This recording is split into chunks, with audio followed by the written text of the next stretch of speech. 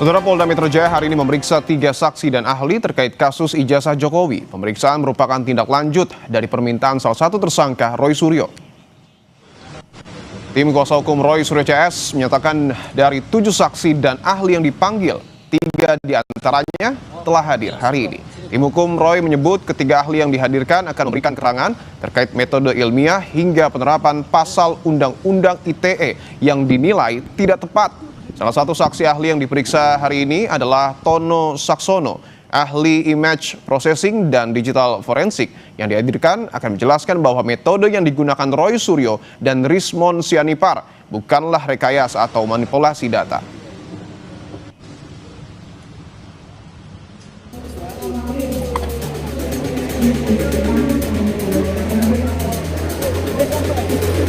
Ya. Yang bagus, Pak Jokowi akhlaknya bagus. Dia terima kita dengan baik, padahal dia merasa yang dipintain. Datanglah di pengadilan dan saya sudah menyiapkan sekitar 1000 pertanyaan untuk Anda. Tersangka dugaan fitnah ijazah Jokowi, Rismon Sianipar, menilai penghentian kasus untuk tersangka Egy Sujana dan Damai Hari Lubis sebagai sikap berhenti berjuang. Meski begitu, Rismon tegaskan dirinya bersama Roy dan Dr. Tifa akan melanjutkan upaya membuka fakta dugaan ijazah palsu Jokowi. Kami menganggap ya mereka sudah selesai sih. Kalau memang nggak kuat, pergi ke pinggir lapangan, biarkan kami yang melanjutkan perjuangan ini. Sebelumnya pada Jumat lalu sebelum berangkat ke Penang, Malaysia, Egy Sujana bersikukuh jika SP3 yang diterimanya bukan karena ia datang dan meminta maaf ke Jokowi. Menurut Egy, Jokowi yang memerintahkan penyidik untuk mengeluarkan SP3 bagi dirinya usai menjelaskan alasan status tersangkanya tidak sesuai prosedur. Egy juga bilang Jokowi memiliki akhlak yang bagus. Saya datang bukan untuk minta maaf. Itu saya sampaikan depan beliau. Kenapa? Karena saya tidak pantas ditersangkakan. Satu, saya advokat. Advokat itu punya undang-undang, namanya Undang-Undang tentang Advokat nomor 18 tahun 2003 pasal 16. Kedua, saya melapor lebih dulu. Tapi kenapa dilapor balik? Itu saya senang dengan kebaikan beliau luar biasa dalam akhlak ya, akhlak. Kalah saya. Nah, lalu yang saya menarik lagi, Bapak Jokowi yang terhormat, dia menyatakan saya harus bagaimana. Nah, disitulah baru ada RJ itu. Saya minta perintah Kapolri kepada Kapolda, Kapolda kepada Dirkrimum, cabut cekal saya dan SP3-kan saya. Dia langsung reaksi. Pak Sarip, ajudannya, panggil polisi. Nah, saya baru tahu di sana ada polisi, bukan saya didampingi polisi. Di sisi lain, upaya restoratif justice atas Egy dan Damai Lubis dinilai kubu Roy Suryo sebagai upaya Jokowi untuk menghindari kasus ijazah sampai ke pengadilan. Saya juga bingung, ya kan? Kenapa sekarang pengacara Jokowi maupun relawan Jokowi seolah-olah berselebrasi dengan adanya RJ ini, SP3 ini sekarang seperti memuja-muji DHL maupun Egy Sujana. Harusnya mereka kecewa dengan pengeluaran SP3 oleh Polda Metro Jaya itu karena menurut Pak Jokowi diselesaikan di pengadilan. Nah, supaya konsisten kita ingatkan Pak Joko Widodo ya, kalau sampai ini di pengadilan, datanglah di pengadilan dan saya sudah menyiapkan sekitar 1000 pertanyaan untuk Anda. Sebelumnya di berbagai kesempatan, Jokowi kerap menantang kubu Roy CS untuk membuktikan tudingan ijazah palsu di pengadilan. Jokowi bahkan berjanji hanya akan membawa lengkap ijazahnya ke pengadilan. Dalam hukum acara, siapa yang menuduh itu yang harus membuktikan, yaitu yang saya tunggu itu coba dibuktikannya seperti apa. Dan itu akan lebih baik kalau pembuktiannya itu di pengadilan. Sehingga betul-betul akan kelihatan proses hukumnya, akan kelihatan adilnya, karena yang memutuskan adalah di pengadilan. Meski Polda Metro Jaya sudah hentikan perkara Egy Sujana dan Damai Lubis, perkara untuk Roy, Rismon, dan Tifa tetap berlanjut, yang kini sudah dilimpahkan ke Kejaksaan. Kubu Roy bahkan menolak tawaran Damai dan meminta agar kasus ijazah Jokowi terus berproses hingga ke pengadilan. Tim Liputan Kompas TV. Lalu benarkah jalan damai antara Jokowi dengan Egy Sujana dan Damai Harilubis adalah upaya Jokowi menghindari penyelesaian kasus ijazah sampai ke pengadilan? Kita bahas bersama tersangka dugaan fitnah ijazah Jokowi, ada Bung Rismon Sianipar, dan Ketua Umum kami Jokowi Bung Rasman Nasution. Bung Rasman, selamat petang semua. Selamat petang. Oke. Bang Rasman. Siap. Bung Rismon, saya ingin langsung tanyakan ke Anda. Beberapa kali Anda menyebutkan bahwa SP3 yang diberikan kepada Egy dan Damai merupakan upaya Jokowi untuk menghindari kasus ini sampai ke pengadilan dan juga pembuktian. Sementara di sisi lain, perkara Anda sudah dilimpahkan ke kejaksaan. Tanggapan Anda? Ya, itu kan dari awal bisa kelihatan bahwa RRT ini menjadi sasaran dari Pak Jokowi, ya kan, diskriminasi. Ya, selanjutnya ya inkonsistensi beliau, bagaimana beliau mengatakan ini akan diselesaikan di pengadilan dengan cara bermartabat untuk memulihkan nama baiknya, tetapi justru memberikan SP3. Dan para pengacara Jokowi juga mengatakan bahwa hal itu bukti kenegarawanan Joko Widodo. Kalau memang negarawan, ya seharusnya jangan dilaporkan semua, jangan diskriminasi, harusnya sejak awal tunjukkan saja, karena ijazah itu kan sudah dipakai untuk mendapatkan jabatan bahkan tertinggi di Republik ini, ya. Dan kejadian hari ini kami melawan, dalam arti begini, ya, ada 5 ahli forensik digital yang dipanggil oleh Polda Metro Jaya untuk menuduh kami memanipulasi barang bukti digital. Oleh karena itu sekarang menjadi bagian kami untuk membawa hari ini 3, tetapi yang terkait dengan forensik digital adalah Profesor Tono Saksono tentang ITE, yaitu Profesor Henry Subiakto. Kami juga nanti akan minta Dr. Ridho Rahmadi, ada juga Dr. Ledi dan lainnya gitu. Jadi supaya fair, ya, Polda Metro Jaya juga ya harusnya memberikan kesempatan 5 ahli kami, ahli ITE, para profesor dan doktor, sehingga didengarkan pendapatnya, dan itu dituliskan dalam BAP dan menjadi catatan dan perhatian untuk kejaksaan. Oke. Jadi tidak timpang. Bung Rismon, saya ingin tegaskan sekali lagi, ketika berkas Anda, Bung Roy dan Dr. Tifa sudah dilimpahkan kejaksaan, tidakkah ini mematahkan argumentasi Anda bahwa Jokowi berupaya menghindari pengadilan?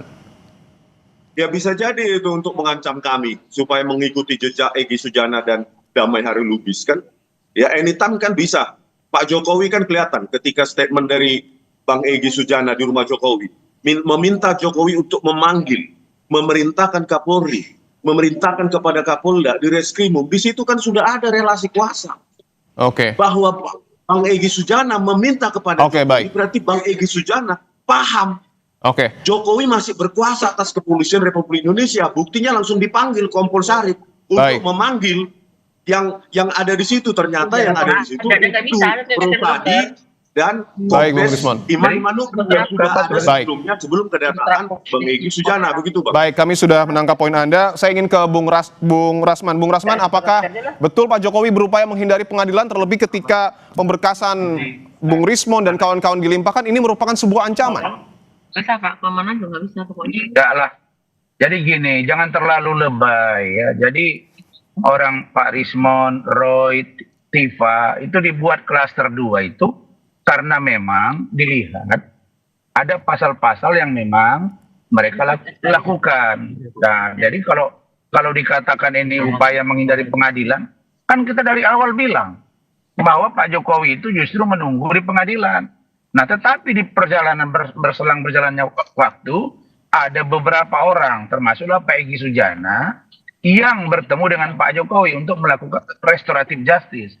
Jadi RJ itu, orang banyak nanya, itu apa sih RJ? Restorasi untuk keadilan. Kemudian, apanya pemulihan? Nah, Pak Jokowi tidak penting bahwa harus ada perkataan maaf. Tidak. Datang selesai. Inilah namanya diplomasi tingkat tinggi. Nah, jadi kalau saya, Bung Rismon dan kawan-kawan, kalian itu fokus saja menghadapi peradilan, tidak usah terlalu berpikir akan dipecah belah. Tidak ada yang memecah belah.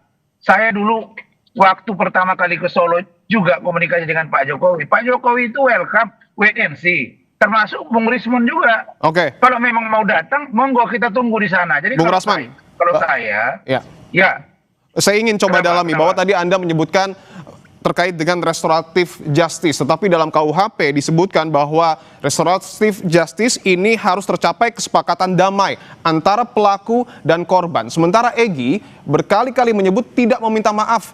Lalu sepakatnya ini di poin mana? Gampang saya mematahkan itu. 13 Januari, Ibu Elida Neti selaku kuasa hukum dari Bapak Abang Egy Sujana mengajukan surat restoratif justice. Clear itu.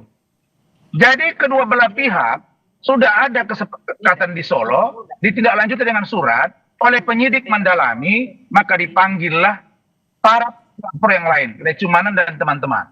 Sehingga mereka bersepakat karena ada surat permohonan RJ, kemudian Pak Jokowi sudah bertemu di Solo, penyidik ada menyaksikannya, maka diterbitkanlah surat penghentian penyidik. Jadi di sana poinnya. Meskipun tidak ada permintaan maaf. Maaf itu kan dari Bang Egy, kata-kata dia. Surat yang dari Ibu Elida Neti itu apa? Kan permohonan restoratif justice. Permohonan apa? Permohonan damai, mediasi. Jadi Pak Jokowi sudah. Makanya ada polisi di sana untuk mengantisipasi jika nanti ada kesepakatan, maka hubungan antara Pak Egy, Pak Damai Hari Lubis itu clear. Tinggal bagaimana dengan Bung Lecu dan kawan-kawan yang mereka juga pelapor. Ketemu, clear, diterbitkan SP3. Jadi tidak ada yang salah di situ, gitu loh. Oke, baik. Saya ingin ke Bung Rismon. Sejauh ini, ketika Anda melihat SP3 yang kemudian diberikan kepada Egy dan Damai Hari Lubis, apakah Bung Rismon menimbulkan ataupun memiliki kecurigaan di kubu Anda, jangan-jangan setelah Egy dan Damai ini ada lagi yang ke Solo, khususnya dari klaster 1? Iya, Bang Dipu, kami tidak mau mencampuri hal itu lebih jauh ya. Cuma kami ingin mengatakan bahwa inisiator ini kan adalah Bang Egy Sujana. Ya, tanggal 15 April 2005. Kenapa justru dia egois hanya menyelamatkan dirinya dan DHL, sementara kami 15 April 2025 ke UGM itu dipanggil sebagai ahli, sebagai juga alumni UGM. Kenapa ternyata sekarang itu egois menyelamatkan dirinya sendiri? Sudah sampai cukup di situ saja. Makanya saya katakan kalau memang berhenti di sini silakan berada di pinggir lapangan, jadi penonton, tidak lagi berkomentar, tidak lagi menjadi pemain. Jadi ada titik lemah sebenarnya yang perlu dipahami Bung Rismon. Saya sudah katakan berkali-kali, Bang Egy mengalami diskriminasi dalam penanganan klien oleh kuasa hukum kalian sendiri, Kozinuddin. Dia melepaskan Bang Egy dari kliennya. Bagi Bang Egy itu menyakitkan. Itu jelas kan dari awal sudah saya bilang. Kemudian begitu juga dengan Damai Hari. Dia juga merasa ini tidak solid, yang mana TPUA, yang mana Kozinuddin dan kawan-kawan. Nah, dari sini dia melihat ada dua diskriminasi. Satu, dia dilepaskan oleh Kozinuddin. Yang kedua, ketika Abraham Samad akan diperiksa, rame-rame para tokoh mengatakan bahwa jangan kriminalisasi Abraham Samad. Artinya, di luar Abraham Samad boleh dikriminalisasi, kan tidak fair. Nah, ini sebenarnya kalau Bung Rismon ini cermat, sebenarnya kalian, mohon maaf, di dalam tim ini pun sudah tidak lagi satu pendapat dan masing-masing ingin berjalan dengan kemauannya. Jadi banyak hal yang membuat kalian itu tidak solid karena memang cara pengelolaan dalam sebuah perjuangan menghadapi seorang mantan presiden 10 tahun itu tidak gampang. Betul Bang Rismon bahwa kubu Anda ini disebut tidak solid oleh Bung Rasman. Oh enggak, ya saya tidak mau mengomentari hal sejauh itu, yang pasti kami solid. Cuma memang tentang kriminalisasi ya, kami juga mengalami kriminalisasi. Contoh, berkas sudah diajukan ke kejaksaan, padahal Polda Metro Jaya ya secara sepihak mengatakan buku Jokowi's White Paper itu tidak ilmiah. Diskriminasi yang saya sebut itu diskriminasi internal kalian. Iya. Silakan Bung Rismon. Mereka berjanji, pihak Polda Metro Jaya menjanjikan untuk memanggil ahli kami untuk didengarkan sehingga bisa mendapatkan perspektif yang berimbang tentang manipulasi barang bukti digital atau pengeditan. Belum diperiksa ahli kami, yang ahli mereka, ahli dari Polda Metro Jaya 5 orang, kami satu pun tidak diperiksa. Baru hari ini, ya justru secara terburu-buru Polda Metro Jaya sudah mengajukan itu ke kejaksaan. Itulah bentuk relasi kuasa itu. Ya, relasi kuasa, ada yang memerintahkan Polda Metro Jaya terbirit-birit mengajukan berkas tersebut ke kejaksaan. Padahal baru hari ini ahli kami diperiksa, belum lagi 3 lagi, jadi 5 lawan 5 ini ahli IT yang akan kita ajukan. Belum ini diperiksa, sudah dimajukan di kejaksaan. Masa opini hanya 5 orang dari ahli dari kepolisian langsung. Baik, benarkah Bung Rasman bahwa ada relasi kuasa terkait dengan pelimpahan berkas Bung Rismon ke kejaksaan? Iya, inilah terburu-burunya pula. Begini, makanya Silakan Bung Rasman. Bung Rismon dan kawan-kawan ini mereka kan punya kuasa hukum ya. Makanya saya bilang, Khosinuddin itu kalau di mata saya pengacara kompor, tukang panas-panasin. Gini, dia tidak memberikan edukasi kepada kliennya. Contoh, kalau kalian katakan bahwa tidak ada pemeriksaan ahli, Bung Rismon itu biasa, itulah gunanya dilimpahkan ke kejaksaan, itu ada cross examination. Itu bisa dilakukan. Jaksa bisa memerintahkan ini P19. Oke, periksa ahli mereka. Itulah gunanya berlapis. Saya juga begitu. Ya, setelah dikirim berkas ke kejaksaan, diajukan ahli, diperiksa, nggak ada masalah. Sepanjang belum P21, jangankan pemeriksaan ahli. Pemeriksaan untuk kalian datang saja ke Solo, lalu kemudian terjadi restoratif justice, itu dihentikan perkaranya. Selesai. Jadi poinnya di sana gitu loh. Jadi tidak perlu merasa diskriminasi secara pribadi atau kelompok. Yang saya sebut diskriminasi tadi apa? Bang Egy merasakan diskriminasi di internal kalian, bukan dengan Pak Jokowi. Silakan dijawab, Bung Rismon. Internal kalian tidak solid, kira-kira begitu. Silakan dijawab, Bung Rismon. Saya bingung kembali lagi ke statement Bang Egy Sujana ketika di bandara menjelaskan apa yang terjadi di 8 Januari 2026 yang lalu. Ya, Bang Egy meminta kepada terlapor ya untuk memerintahkan Kapolri, Kapolda dan Direskrimum dan langsung dipanggil oleh ajudannya Kompol Syarif. Di situ indikasi yang sangat kuat bahwa ini kriminalisasi. Bagaimana mungkin terlapor warga biasa bisa memerintah Kapolri, Kapolda, Direskrimum? Di mana logikanya terlapor memerintah? Berarti ada indikasi bahwa ya penyerahan berkas kami ke kejaksaan juga atas perintah terlapor. Yang sehingga terburu-buru tanpa memeriksa ahli kami, ini pasal 12 tahun loh, 8 tahun. Perintah begini. Pasal 32 dan 35. Tunggu bentar Bang. Pasal 32 dan 35 diterapkan secara main-main dan sepihak, dan saya kira itu indikasi yang kuat pengaruh dari terlapor untuk secepatnya menangkap kami. Begitu Bang. Bung Rasman, mungkin ini bisa menjadi sekaligus closing statement untuk Anda. Apakah artinya SP3 ini menurut Anda bukan langkah Jokowi untuk berupaya menghindari pengadilan? Tidak, sama sekali saya garansi tidak. Saya bilang bahwa Bang Egy sudah saya ajak untuk ketemu Pak Jokowi. Beberapa hal yang teknis tidak disepakati, Pak Jokowi bilang oke, selesai, enough. Nah, yang saya mau katakan bahwa kalau sudah begini posisinya, maka persiapkanlah dokumen bahan yang kuat. Sebagaimana yang Bung Rismon bilang, ada 1000 pertanyaan buat Pak Jokowi. Saya pastikan Pak Jokowi pasti akan hadir di pengadilan karena dia korban. Dan melakukan pembuktian ijazahnya, Bung Rasman. Yes. Iya, Gajah Mada akan dipanggil. Saksi lain yang menguatkan bahwa Pak Jokowi pernah kuliah dan lulus. Jokowi sendiri, udah ada di sana. Pak Jokowi nggak ada masalah. Jadi sebenarnya kalian yang tidak solid secara internal, jangan dimerembet kepada Pak Jokowi. Nah, yang Bung Rismon katakan, Bung Rismon, ingatkan Khosinuddin, bangsa-bangsa dia, misalnya, bagi kami 100 tahun juga. Ya, Bung Rismon, siap. Bung Rasman, kami sudah menangkap poinnya. Bung Rismon, saya ingin tanyakan bahwa tadi Bung Rasman mengatakan Pak Jokowi akan membawa ijazahnya dan memperlihatkan di pengadilan. Tanggapan Anda, Bung Rismon? Pasti. Bahwa inkonsistensi dari pernyataan Pak Jokowi ada di mana-mana di ruang publik, gitu loh. Jadi kalau sekarang berjanji, kita kan statementnya kita periksa, kita analisa. Saya akan datang ke pengadilan. Ada anak kalimatnya, ada syaratnya. Kalau hakim memanggil saya yang mulia, kan ada syarat. Saya pastikan hakim akan memanggil. Bentar dulu Bang. Ya, kalau dikondisikan hakim tidak memanggil, dia akan beralasan hakim tidak memanggil saya. Kan tinggal tidak. Itu negative thinking. Tidak boleh dalam hukum acara. Dalam hukum acara Bung Rismon, makanya saya bilang, kalian kan punya pengacara, harusnya dijelaskan mereka dong. Dalam hukum acara, terutama terkait dengan pidana, itu si korban harus diperiksa. Jangankan perdata juga. Dia harus menjelaskan, ditanyakan, akan dijelaskan mana ijazahnya, kapan kuliahnya. Silat. Tanya pengadilan pasti akan memanggil, oleh itu jaksa perintah pengadilan. dengan hadir itu beda, Bang Rasman.